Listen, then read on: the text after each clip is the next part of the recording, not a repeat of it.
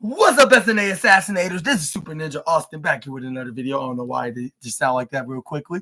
But, this is the latest wrestling news on March 19th, 2025 for you all today. And we're going to be talking about the wildest and intriguing, like always, the wrestling news stories and rumors that you assassinators need to know from the, I'll say, the Fightful Select article, and which includes very intriguing ones like that. Bailey tells Billy Starks beat her ass like me like ahead.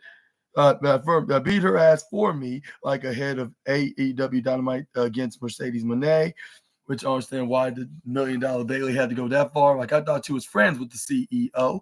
And also Antonio Schiavone, names RJ City and Jennifer Pepperman and Mike Mansuri as three of AEW unsung heroes, and Anthony Khan on AEW Revolution was a home run. It was a huge commercial success.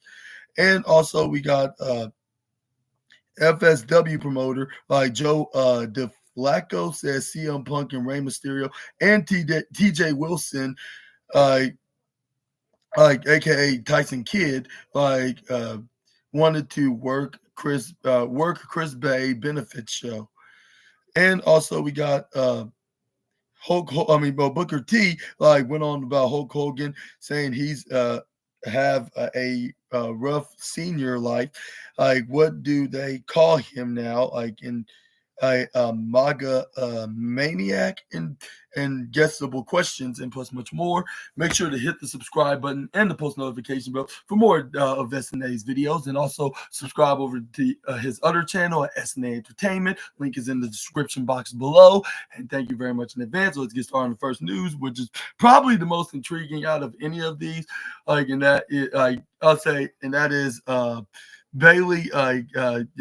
Start joking and roasting on her own best friend, the CEO Mercedes Moné, by saying, by asking Billy Starks to beat her ass for her, following tonight's match, which that's another match I totally forgot about. I think it's for the TBS Championship. Correct me if I'm wrong, Assassinators. So yeah, expect that. We'll be doing a post show review video, for Dynamite as well. Which is gonna follow up with a number one contenders match for Kenny Omega's International Championship, and the rematch between Cope and John Moxley, which I'm gonna get into just a moment. But we got the potential top tight end of the San Francisco football team's girlfriend sends a message to Billy Starks. Billy Starks, and the reigning defending TBS champion Mercedes Moné, have crossed paths multiple times in recent weeks. Starks is set to challenge Moné for the TBS title on the March 19th episode of AEW Dynamite, which is tonight, like I just said. Anyways, ahead of the match, Starks took to X and reflected on how she hit Moné because Bailey told her to at a show, and now that they would be facing each other, she be swinging for Athena and Bailey. Starks also responded to a post that noted that she could be seen in a video package for the NXT takeover, in a respect match between Bailey and Mercedes Moné, or then known as Sasha Banks at the time. She wrote that she would be walking out as the TBS champion, but just like Bailey 10 years ago when she walked out as the NXT Women's Champion, when she beat the then future CEO when she was just a legit boss. But anyways, and then this is what and Bailey responded and told Starks to beat her ass for her, which I understand why she's taking up her side when she's supposed to be the reigning defending TBS championships friend. Yeah, like I knew like yeah, the CEO shouldn't be trusting her for the fact that like this happened before, and also like with considering what man that she's with that's in that team that's in San Francisco, wherever his name is. It sounds similar to that Chips. What is it? Oh yeah, Kettle. What's his face? Yeah. But anyways, but yeah, but also it says like that the CEO Mercedes Moné will set to defend her other title, like the undisputed Rev Pro Women's Champions British Women's Championship against Kanji at Rev Pro High Stakes on April 20th, which yeah I believe that was announced like this past weekend when she faced Indy Hartwell. That I heard. Yeah, because and yeah, she yeah faced the former WWE star Indy Hartwell, which she got released back in what was it December in WWE, and then she had her first match since then, which was yeah, happened to be a former colleague from that exact same company. Well, I'm not sure if the colleague. Even though she just got there in 2020, which was like the same year, but that Monet was still in the company when she was teaming with Bailey, Million Dollar Bailey, when they were the tag team. But at that time, she was known as Sasha Banks. Like that's the only thing different is like she has a new name, new nickname, new like an upgraded version of her previous persona. Like so, yeah, I'm not sure like to say like it's pretty much the same, but it's similar in their own way. But the CEO persona is more of an upgrade. But do you agree with Million Dollar Bailey with Billy Starks, and do you think she's gonna beat her? Yeah, well, I'm not gonna say it again. Like it's their words, not mine. Like I said, like yeah, they're just jealous because they're no champions, at least no more. Like considering Billy used to be the Ring of Honor Women's TV champion, and Bailey used to be WWE Women's champion about a year ago until she lost her title to Nia Jax. And hopefully that the CEO proves them wrong. Like, yeah, which I hope that that's the case because these two brats, like, and hopefully they don't take offense by me calling them that. Like, they're just desserts for insulting. And like her old saying goes, there's a price to pay when you mess with Mercedes Moné, and hopefully that they're gonna pay that damn price, like Brian Keefe would say. But yeah, let me know down in the comments, like if you agree with them or whatever, like, or you probably agree with Super Ninja Austin or like whoever in the situation of this matter. I just think that it's not Billy Stark's time, realistically, though. Like, just with all the jokes aside, like I would say it maybe like yeah, like she'd probably be a pinch close, but I just think that's only the closest that she's gonna get. Like, I'm not doubting that she will never ever be a star. Like that's far from the truth. But at but like when it comes to facing someone like in the level of Mercedes Moné, like yeah, like you don't know, she don't know what kind of challenge she got herself into. But the good thing about it, it's she's gonna experience from this, and then she's gonna eventually get a rematch, something similar to like Harley Cameron's case. Yeah, but moving on, like yeah, and since she's been wrestling for ever since she was 14 years old, and she's like probably even I'm not sure if she's I'll say maybe she's probably a little bit younger than me, if not exactly the same age, depending on what your age is. Like so, yeah, she got plenty of time to be a champion. But anyways, yeah, let me know in the comments section right down below. I'm gonna talk more about that when I talk about my review video on AEW Dynamite. Anyways, from one AEW news to another, as Antonio Schiavone names RJ City, Jennifer Pepperman, and Mike Manzuri as three of AEW's unsung heroes. Antonio Schiavone highlights like some of AEW's unsung heroes. Like, and speaking on his "What Happened When" podcast, Antonio Schiavone was asked like to name some of AEW's unsung heroes. Like he named like RJ City, like AEW EVP, like and a head of global production, like Mike Mansouri, and Vice President of Content Development, Jen Pepperman. This is what Antonio Schiavone had to say to them when these with these positive words in the message, onto his latest podcast. Daryl Marshall, and in production, he's the tape producer. He's in charge of all the replays you see and everything. Of course, he has a whole staff with him back there, but he's kind of in charge back there. Like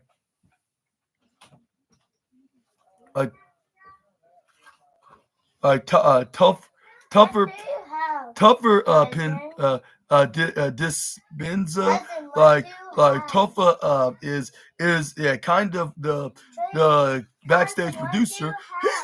He's in charge of the rehearsals that we do, entrances and everything. He's a young kid, that's really taking the bull by the horns. RJ City and Jennifer Pepperman obviously make Mansouri and Mike Mansouri. When asked to name someone in travel, Shivani named Bryce Remsburg among others.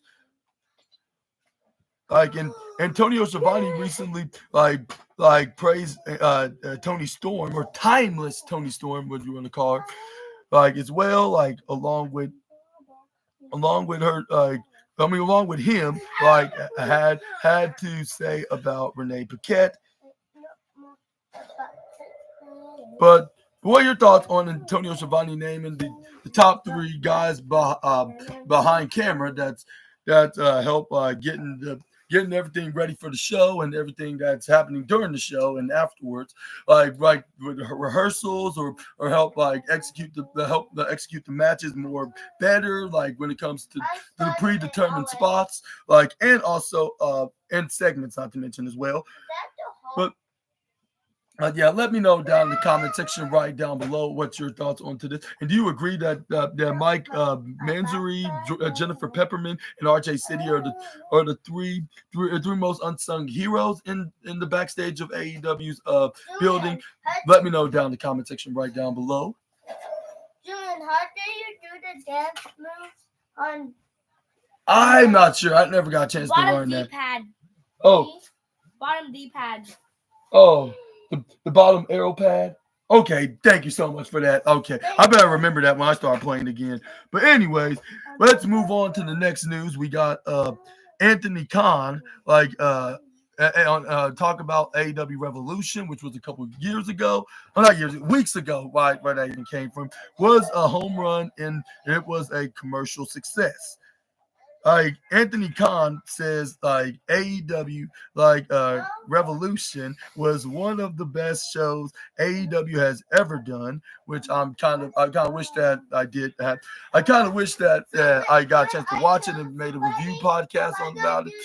But it is what it is, and don't worry, I will be making an AEW Dynasty review. I promise, guaranteed.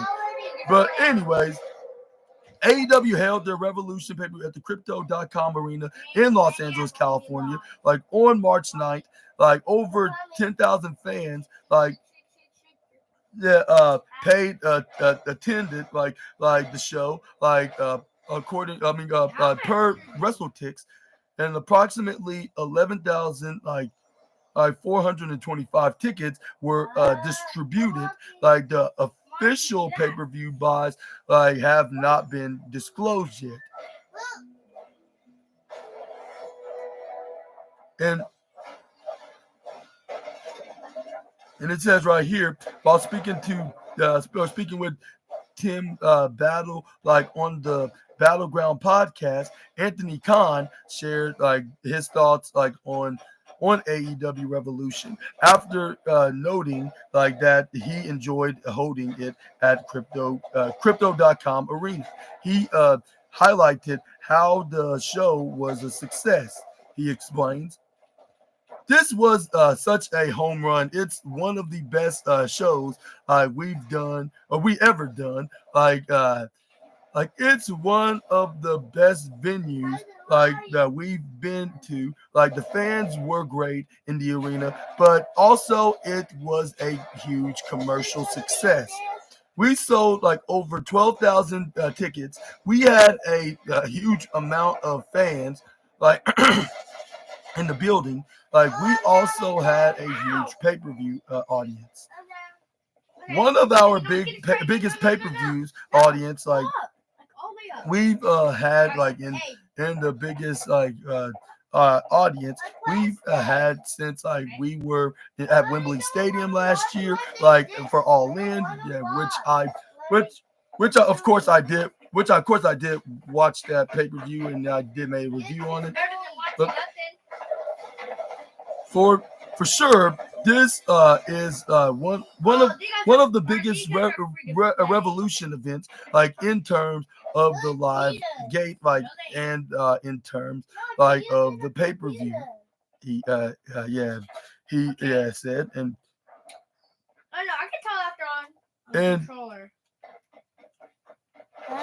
and then like and we got like some news about like what does Anthony Khan explains about when is the comeback of Camille. Like I'm a but before I get into that, I'm gonna ask you, what's your thoughts on to Anthony Khan saying this was the biggest pay per view like success that he has ever had since All In?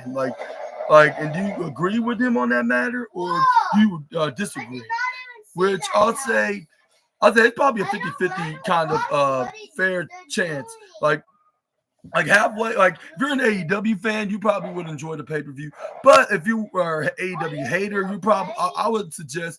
I mean, I would think that they would be trashing on him, trying to wish more unsuccess and and what they call yeah but yeah like for those that don't like hey AEW, we all know that he's going to that what's that like the AEW like what's that the A what's that the AEW paper. Okay, yeah, but let me know down in the comment section right down below. Moving on, we got more news about Anthony Khan, like as he explains like when we will see Camille back in action, and it says right here that Anthony Khan like says Camille's attack remains a mystery. Yeah. Yes. Sorry about that. Thank you so much. But yeah. I hope you with something. Okay. Anyways, Anthony Khan says Camille's attack remains a mystery. Like Camille has been absent from the program since like she was attacked backstage on the November 30th episode of AEW. AEW episode AEW Rampage. Like since then, there have not been have been not been like many firm but they got many firm updates about her status. Speaking on that same interview with Tim of the Battleground podcast, like Anthony Khan like was asked about Camille's status, like and whether fans could see her again. And then also to face Megan Bain in some kind of a big, I'll say, in a big woman versus other big woman kind of match, like or like a female version of King Kong versus Godzilla. This is what he said in response, like into the interview.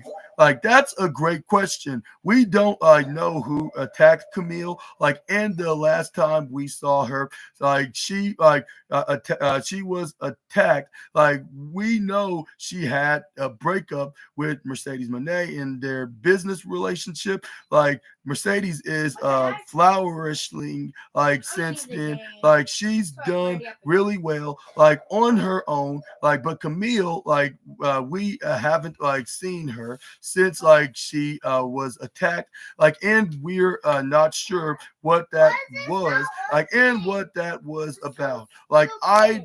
I do think that's an interesting thought, like for sure. Like, and it's something like to keep an eye on. Excuse me for a moment. A blessing? Why? That's because you can't go onto this. You can't put. Yeah, you can't. It's not ready yet. That's why you can't push Y to play.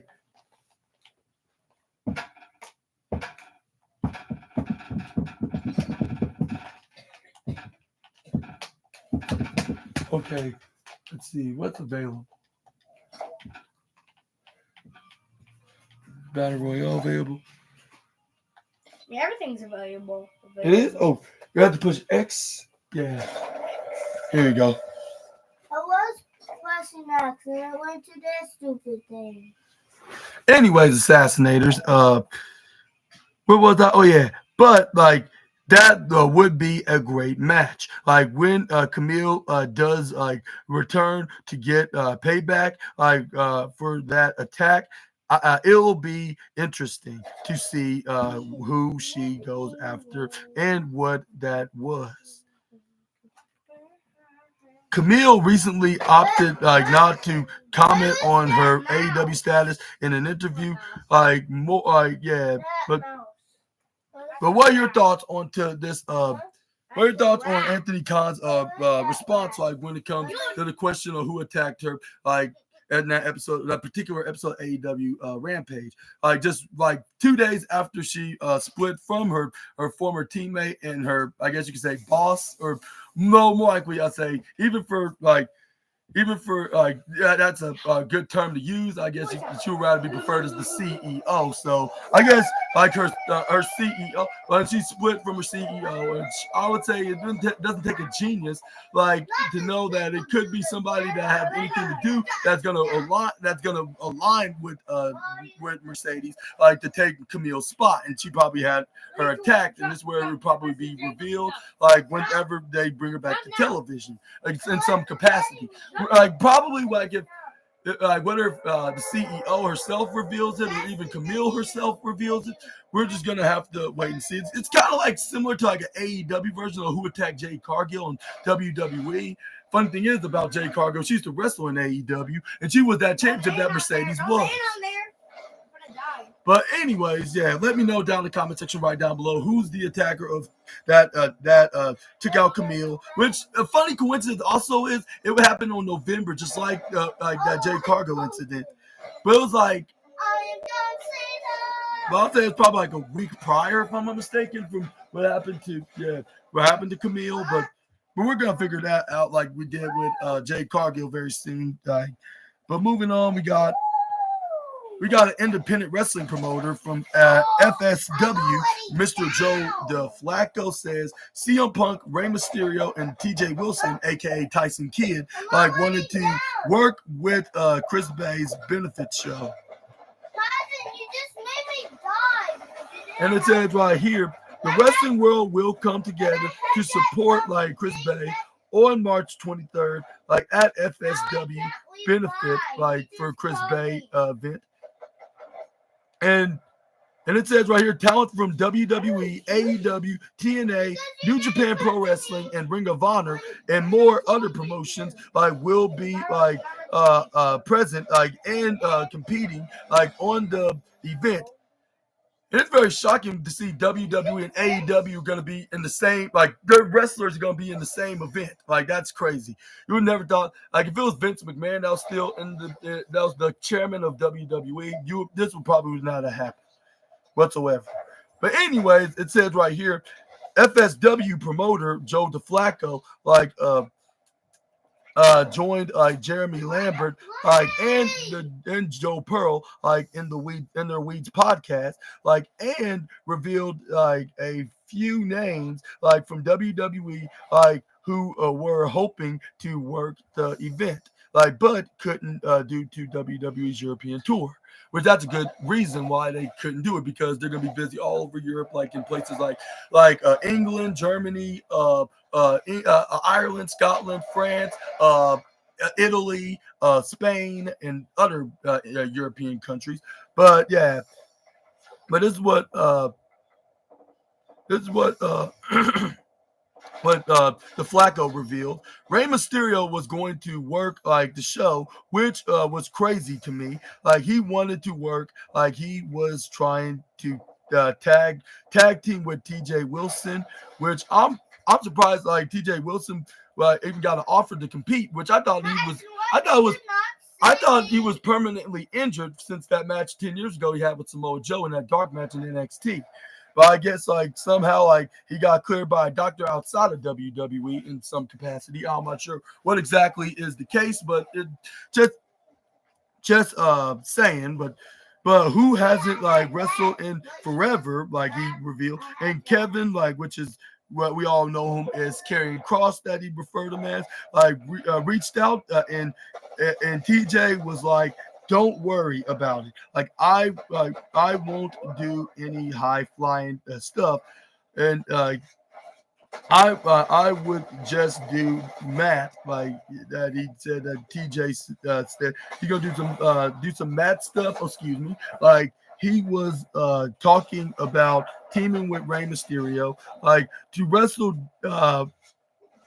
Dirty Dominic Mysterio, like and or not without the dirty now, like Dominic Mysterio and Karrion Kross in the main event that became Hold On. Like we have the European tour that kind of put the kibosh, like the kibosh, they put in the kibosh, like on the Bay, like was talking to CM Punk yesterday, and Punk was like, if we weren't like on this tour, I would have worked the show. Like if somebody would have told us, like I would have moved it like a week later.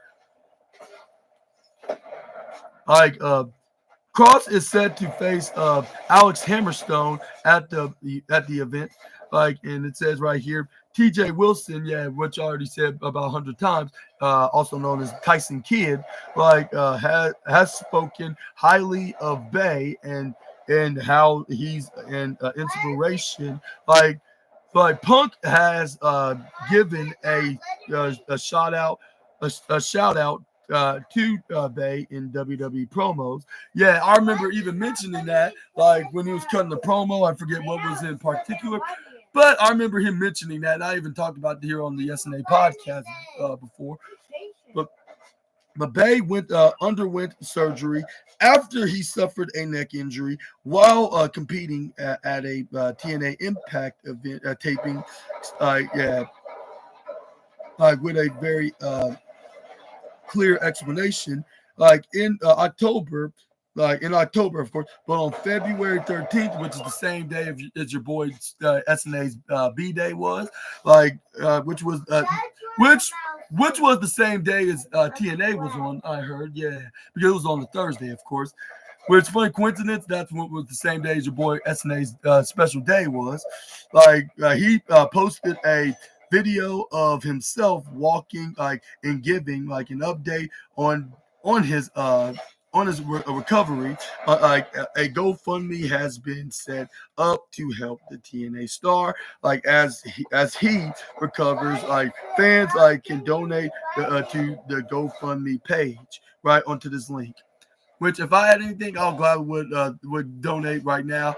But I want to wish a speedy recovery for the star, like, and hopefully he gets back in the ring. Hopefully, like, your boy SNA get a chance to meet the guy. He seems like you're a pretty cool wrestler. By watching his highlights and stuff, like, he does some very awesome stunts and high-flying maneuvers.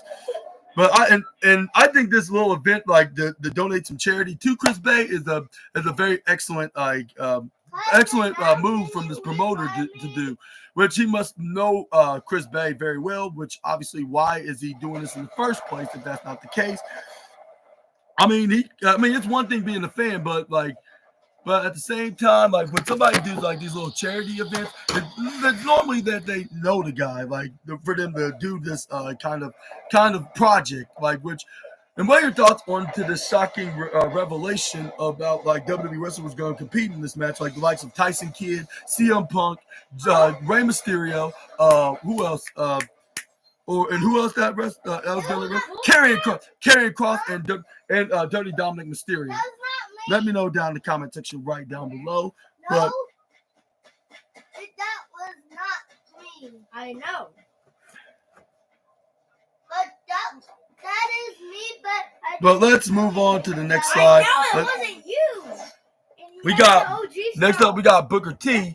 Then then went on to say Hulk Hogan having a rough senior life. Like, what do they call him now? Like the MAGA maniac or something like that. And very I'll say guessing questions, I guess you could say. Like Booker T comments on Hulk Hogan. Like Hogan has been in the news for various reasons over the past year. But recently the Hulkster has been making headlines for making kids cry after he decided to leave a meet and greet session early. Speaking of headlines, like a group of fans recently went viral for chanting Booker T's signature. Hulk Hogan, we coming for you, we're coming for you phrase during his commentary entrance for NXT.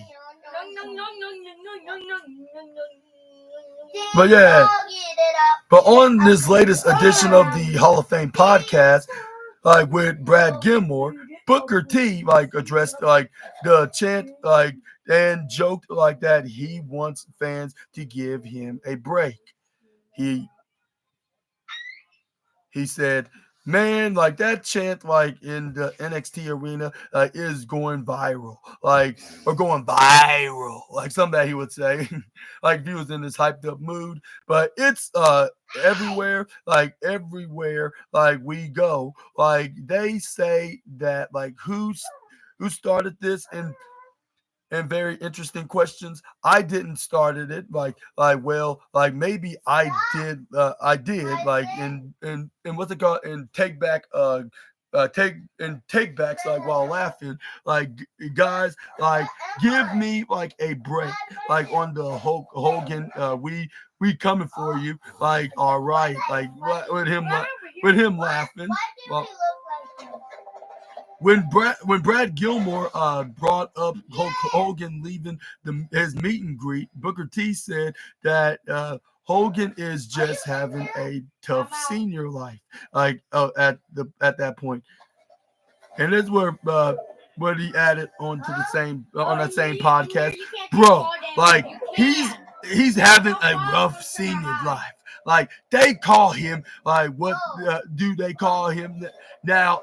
And very interesting questions, MAGA maniac or something and confused questions while laughing, and yeah, which were very funny as well, not to mention. And I hope that impression of Booker T was pretty cool or pretty good.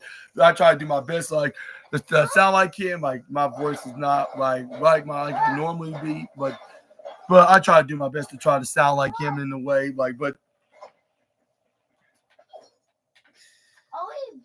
But elsewhere in the podcast, Booker T commented on his WWE 2K25 rating, which we're going to check that out right now. But if you missed anything from the March 18th edition of NXT, you can catch up right here on this link as well. But what are your thoughts on Booker T's opinion? And yeah, and long story short, for those that are unaware, Booker T had a little meet and greet, I believe was in what city and state was it? It was somewhere in the Northeast in this country. I believe it was in New York or something like that. This is where then this is where he only did a little, a half a meet and greet show, and he had to leave midway, disappointing and making the kids cry. Even one family in particular even posted a video on social media saying we were on our way to meet Hulk Hogan, only for us to get stopped by the what's that called? The security saying that Hulk Hogan already left or something like that. He already left the building, and they did not even offer to give him refunds or some kind of or some kind of a rearranging like of a date for them to meet up, like to make up for the inconvenience. Which, if that was me, if I had to leave early, I would give like some give like a little IOU kind of ticket, like to say the state that I like to compensate them with, like, you can meet me anytime, any place, anywhere, like as long as I'm out in the public, like in my next event. Like, I would have said that if I was Hulk Hogan. But do you agree with Booker T? Is he's getting to the senior age, like of him being a MAGA maniac, or like there's no excuse for him to did what he did, like, and he had no reasons to just left midway out of the show, which that was very devastating and upsetting, and hopefully don't take offense to this. Luckily, I'm not a Hulk Hogan fan. I'm much more also of a John Cena and Cody Rhodes kind of guy. Like, even though like he was not really in my generation, only when I was like very little. Like, I remember watching like just a few things that he did, like in WWE, like wrestling the likes of Shawn Michaels and Randy Orton and guys like them. But other than that, like, I haven't really watched much of his matches. Like, I haven't, but my parents did. My parents watched him when he wrestled the likes of Andre the Giant, the Ultimate Warrior, Macho Man Randy Savage, and others like from the 80s and in the early 90s era. Well, they watched him in the 80s era, like when WrestleMania was free on NBC. But yeah, but let me know about this in the comment section right down below and what's your opinions on to this matter, though. But yeah, well, let's move on to more news with Booker T. But this time, I'm talking about his own playable character on 2K25. Like, with him commenting, saying like his 2001 model being rated 77 overall is way off the mark. I would say I agree with him on that. I can understand an 80, but at the same time, it should not even be that low in the first place. But Booker T like comments on his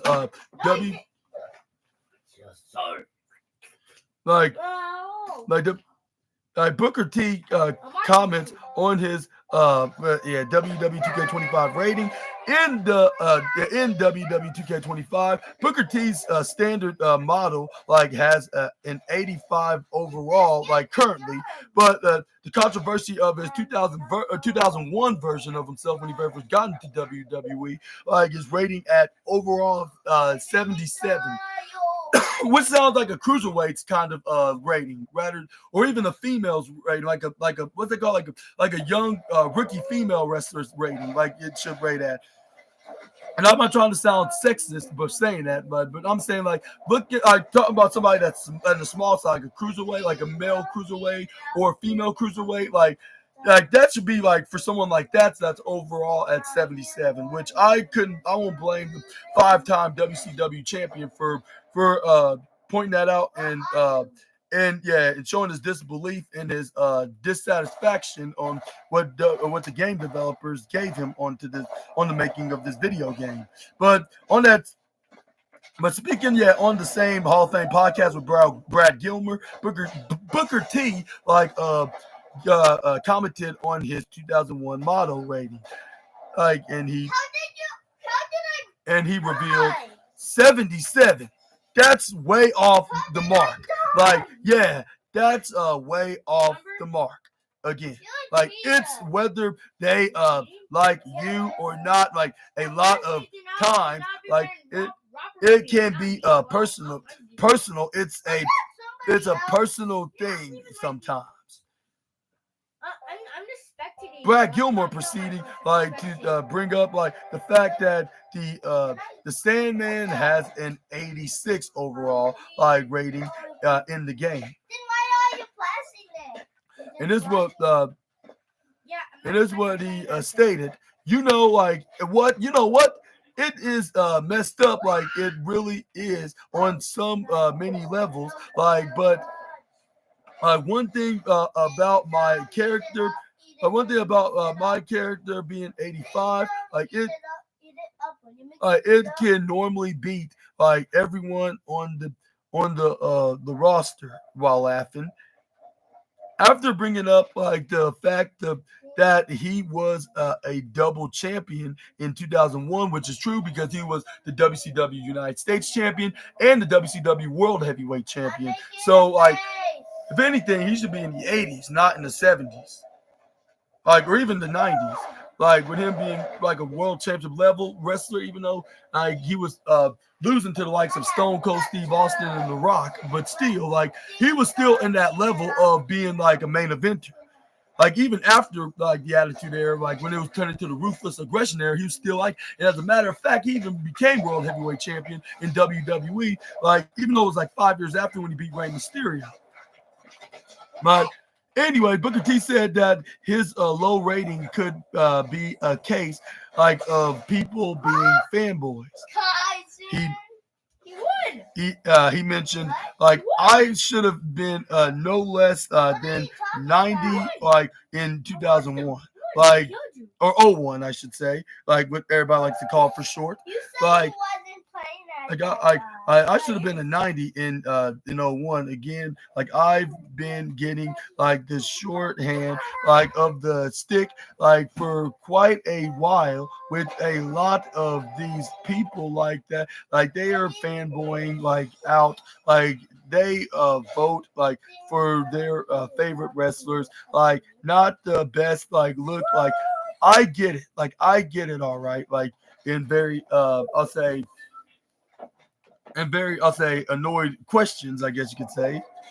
But it said, but elsewhere in the interview, like Booker T also chatted about the NXT Roadblock event between Obafemi and Moose, which we're gonna get into right now. But this is where we got Song WhatsApp revealed like the all the players' ratings on 2K25 as well. Like, and I want to ask you this question before I get into this final Booker T news, which hopefully somebody don't get mad at me because I'm talking about more news about Booker. Like, yeah. Like, but yeah, what are your thoughts on Booker T's opinion about his rating in 2001?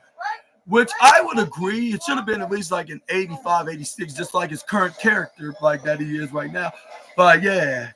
But let me know down in the comment section right down below what your thoughts onto the matter. I would say it should have been at least the 85, 86, or even the 87, if not the 90, like you just said. But because in 2001, like, he was definitely in his prime, even though it was still kind of like a rookie, especially in the singles division. But still, like, he was still like known as a main event level competitor, like, if that makes sense.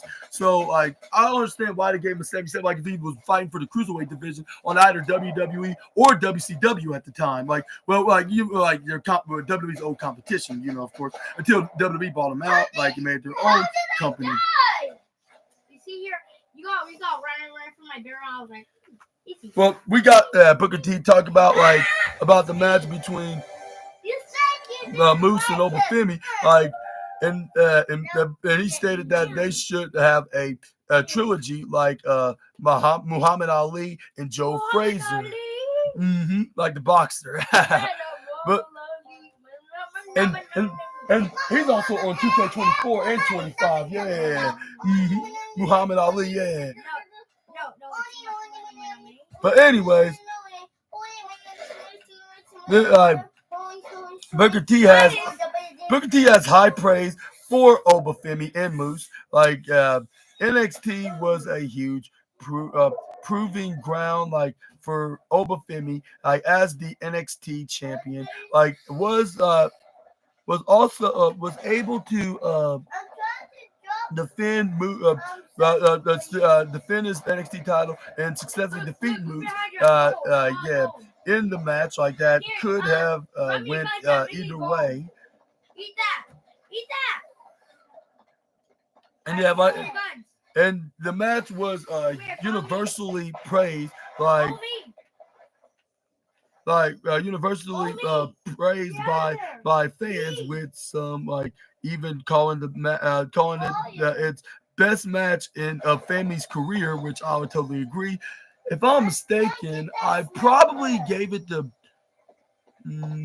I guess the golden trophy, while I gave the women's match the platinum trophy on that night last week. But let me know in the comment section right down below. I need to look back on that video in particular. But anyways, But on that same Hall of Fame podcast with Brad Gilmore, like the five-time WCW champion praised the match, like, and said like he could see the two stars have a trilogy of matches. He explains two guys and out there, like you said, throwbacks, like that was a throwback match, like back in the day, like, and you saw two guy, two guys that was 200 over 250 pounds, like in the middle of that squared circle. They would throw down some Shakespeare, like some Romeo and Juliet, Phantom of the opera in the business. Of course, they had a really good feel, like, and to that match, like when it was the time for Moose, like, to actually do something spectacular, boom, like he actually came out like the trick box, like, and did it, like everything was right as far as that match goes, like between Obafemi and Moose. I feel like that match is going to be like the Muhammad Ali and Joe Frazier, like a trilogy. We've got to run it back somewhere. We've got to run it back. Like after we run it back, like we're gonna have to run it back again. We gotta get three paydays, like like out of this thing, like at least like three. I mean, at least three paydays. Like as far as my perspective, those guys I went out their way, and they had a hell of a match. Like, and it couldn't have been in a better place. Like in Madison Square Garden Theater. Like, man, like goosebumps thinking about it. Like that's the kind of stuff you think about, man. Like, do you miss it? In very and very curious questions. I miss those moments. Heck yeah, like I miss those kind of moments. Like right there, like for those guys to be able to experience that just one time. Hopefully, they can do it again, but just one time, even on a big WrestleMania stage. Can you picture that in a very interesting question. So much more left, like, to be done with those two. Check out the current like lineup of the March 18th edition of NXT right down below. And Booker T previously commented about Carmella on her post WWE comments as well. Like, but what are your thoughts on to Obafemi and what are your thoughts on the Obafemi versus Moose match? And do you agree with the WWE two-time Hall of Famer and five-time WCW champion and the NXT commentator, the NXT commentator, like? And do you think they're gonna have a trilogy match? And do you want a trilogy match just like Booker T said, like on this latest podcast? I think, yeah, they should. Like, and whether if it's on WWE's main roster or on TNA or both, or like on NXT again, I think maybe it should be like on a TNA or WWE's main roster down the line.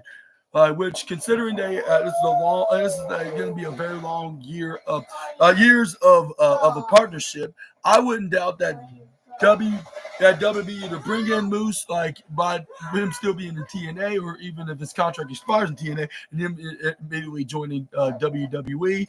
I think one way or another we're going to see this trilogy match. Like, considering the fact that they already fought each other here on NXT, it looked like this is their first match, but it won't. But it probably won't be their last in this kind of situation. And we probably will have a trilogy of matches, probably outside of NXT, however, but still, it will be really probably just be part 2, part 3, and part 4 of what of the first encounter. I can just feel that's what it's gonna be. even if they even have a showdown at WrestleMania in some level, like whether if it's mid card or main event. At this case, they're both are main event kind of level caliber stars. So I think they will get a spot like almost damn near in the main event spot of WrestleMania. Really glad to hear that. That sounds very delicious. Yeah. Hopefully it's so good and yeah, and now that you mentioned that, like that has me hungry, and I wish I was at a very special fish place, like where they sell chicken and fries and hush puppies, which that sounds very good. But but that would be for a different video from a different day. But I'll probably won't get nothing like that to eat probably in the next couple of days. But let me know down in the comment section right down below. And yeah, but despite not having that kind of specifics for lunch, I better find me some other things to eat, like that's nearby, of course. But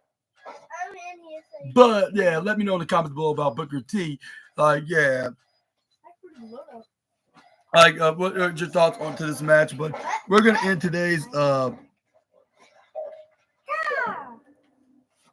But next up, we're gonna end today's Wrestling News video with Karrion Kross of him like announces like a blue evening like will premiere at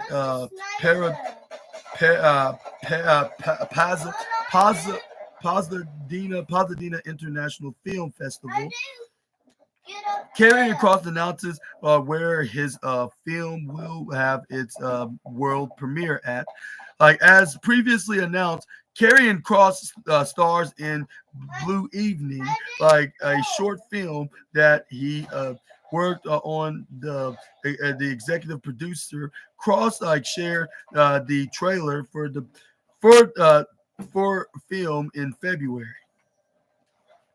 On March 18th, yesterday, Karrion Kross announced like that Blue Evening like would have its world premiere at the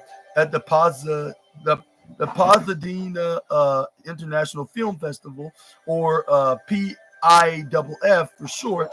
Like he stated that the screening would be like on April 8th, like, and it would be held at the Lema NoHo 7 Theater, like in at 8:05 p.m. PM block or clock. They should rephrase that. Tickets will be available on March 21st, this Friday. And here's the post that Karrion Kross posted, like with him, which it reads, which I'm gonna read the skinny of it, the skinny version of the.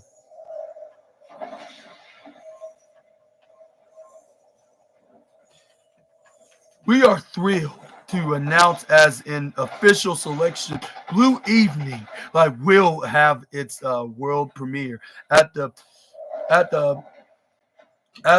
Pasadena International Film Festival, like this, like April 8th.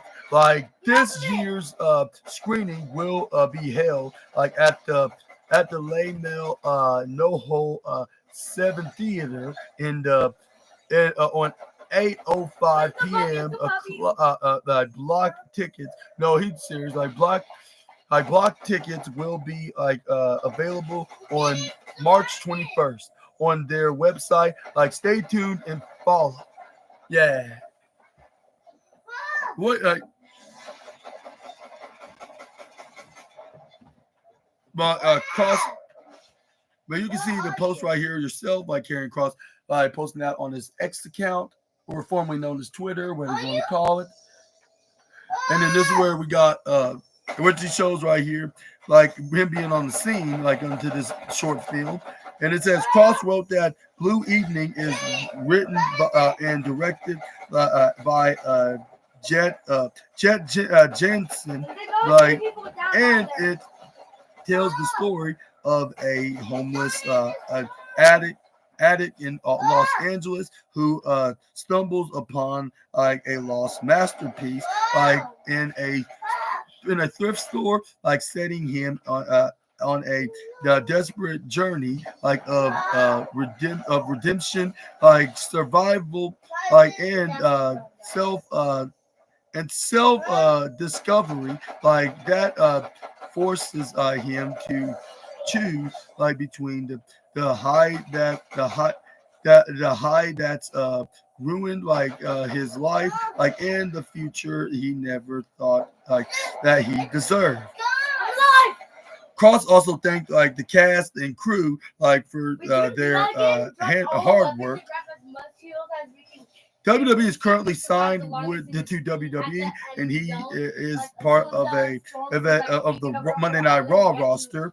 Like with him, like stumbling across likes of Sami Zayn and AJ Styles, which AJ Styles. Which AJ Styles look like he's gonna be in the future showdown with either him or Logan Paul. But what are your thoughts on this short film that Karrion Kross has been in, which is called Blue Evening? And are you gonna be making it to the what they call it, the and do you think and for you assassinators that's near the area, do you think you're gonna be making it to this film festival? Like, or what you're gonna do, and what are your opinions on them making the film fest, like for this filmmaking that features Karrion Kross in it, the former NXT champion, of course. Let me know down in the comment section right down below. But yeah, oh yeah, and yeah, she's doing fine. Thank you so much for asking. Like, yeah, she's out in the living room right now. But yeah, I guess that'll be it for now. Assassinators like on the wildest and intriguing wrestling news stories and rumors that you assassinators need to know, and it's from the Fightful Select article. Let me know in the comments which one was your favorite news story out of this list. If I had to pick one, I would say maybe the FSW promoter revealed that wrestlers like from WWE of CM Punk, Rey Mysterio, Tyson Kidd, and Karrion Kross was supposed to compete, and Dominic Mysterio, not to mention as well. That was supposed to be on that was supposed to be making an appearance on this FSW. And I'll say my second favorite. Well, I should make that is a tie. Is the first place one is the $1 Million Bailey was trying to tell Billy Starks to kick her best friend's rear end. Well, I'm not sure if I should say it again. It just sounds too inappropriate. But I hope that the CEO makes them pay the damn price and make Billy Starks cry like the little girl that she is, or a baby. Hopefully, that don't sound offensive when I say that, because I have 2 baby nephews. Well, one's about to be more. But yeah, exactly. You offensive to our world. Exactly. Okay, yeah, I need to stop while I got the chance. More likely, hopefully Billy Starks just cries just like a wimp, I should say. She's worse than babies have reasons to cry. So I would say hopefully Billy Starks cries like a wimp, and same with $1 Million Bailey for taking up for her side and go to her tight end boyfriend from the San Francisco. Well, what's they face? They lost to the back-to-back Super Bowl Chiefs, yeah, twice. Well, in 2020 and in 2024, respectively. But let me know in the comment section right down below. Hopefully that $1 Million Bailey and her Kettle Chip's boyfriend pays the damn price, and also Billy Starks as well. Tonight's AEW Dynamite, and that match is going to be happening. It's going to be the TBS Championship match between Mercedes Moné defending her title against Billy Starks, and also we got the Rated R superstar Copeland taking on Jon Moxley for his AEW World Championship in a Revolution Street Fight rematch, and also we got a fatal four-way number one contenders finals from the tournament for the international championship. And who do you think's gonna walk out as the survivor? Who's gonna be the surviving winner to take on Kenny Omega for his international championship on this next month's pay-per-view of Dynasty? Let me know in the comments. We got Ricky the Dicky Ricochet, we got Freshly Squeezed Orange Cassidy, Speedball Mike Bailey, and Mark Davis of the Donald Callis family. And who do you think is gonna walk out is the victor to take on the what they call the cleaner, well, I might know who that guy may be. If it's not Mike Bailey, I think it could be a guy that have something to do with the former guy that used to associate with Kenny Omega. As a matter of fact, he's been a manager of Omega, which I probably give it to him. Oh But no, guys, I forgot. Sorry. yeah, I do talk to her all the time. Yeah. Thank you so much for asking about that. Yeah, as a matter of fact, I've been talking to her yesterday. But anyways, yeah, enough of what I just said right there. But yeah, I'll see you guys on the Dynamite review video, and I'll talk about the stuff there, and hopefully y'all are having a fantastic Wednesday, and I'll see you next time with some more SNA content. Oh, sorry, into me again, Super Ninja Austin. Out of here. Bye-bye, my assassinators. I'll see you on the post-show review podcast video, and make sure to check that out. It's going to be a really good one. It's going to be a very interesting one. We're going to be questioning who's going to walk out as champions and number one contenders. Will it be Moxley? Will it be Cole? Will it be Monet? Will it be Starks? Will it be Cassidy? Will it be Bailey? Well, not the Bailey we just talked about, the one that's rooting for Starks. Talking about Mike Bailey, the guy. But anyways, or could it be what's his name? Davis. Could it be what's his name? Ricky the Dicky Ricochet. Yeah. Who's gonna walk out as number one contender? Who's gonna walk out as the AEW World Champion and TBS Champion? That's your guess. But yeah, I'll see you guys soon. Peace. Peace out. Oh, okay. I don't know why I just did that content.